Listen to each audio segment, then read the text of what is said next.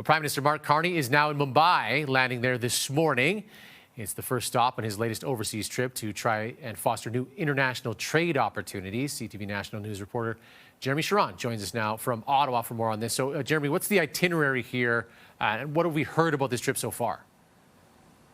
Yeah, Kent, look, this is a significant trip, a long trip. He'll spend some time in India here, as you've touched on, starting in Mumbai, and then he'll go to Australia and Japan as well. In terms of the India portion of this trip, there is a lot, to unpack here.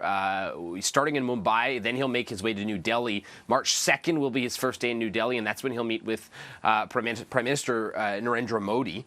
And this is a trip focused a lot on trade. What we know is that India and Canada have agreed to work towards a pretty broad trade agreement at some point. It's not expected that that deal will be finalized during this trip, but there's a lot of work to be done to kind of initiate some of those talks and get the work in to work towards that eventual deal. When it comes to areas of collaboration that India and Canada are looking towards, energy, education, tech, crime, immigration, all themes that will be a priority during this trip to try and foster those relationships, build on this relationships, as Canada is really in the early stages of restoring diplomatic ties with India.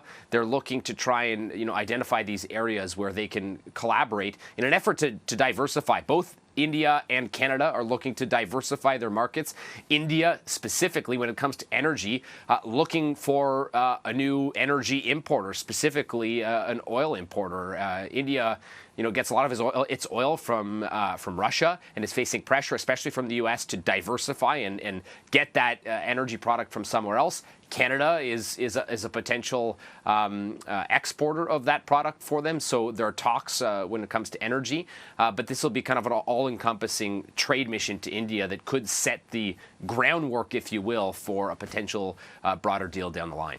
Now, Jeremie, here at home, members of the Sikh community want the government to take a firmer stance on India. What are they saying? Yeah, despite everything we just talked about, there are major challenges in terms of the relationship with India.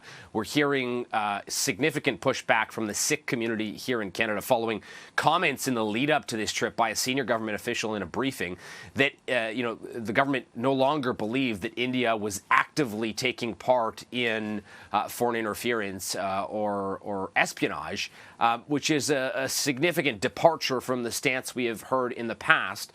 In fact, it was just this past Sunday that a BC Sikh activist was warned by the RCMP of a credible threat to his life.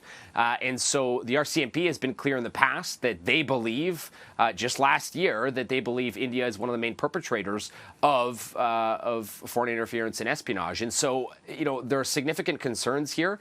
And the federal government is being asked to, clarify its stance during this trip, because, again, this was a comment made by a senior government official.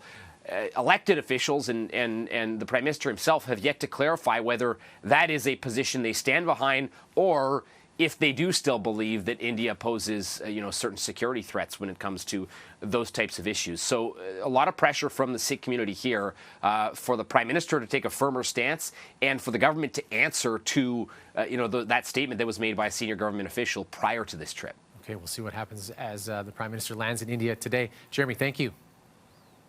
Yeah, of course, anytime.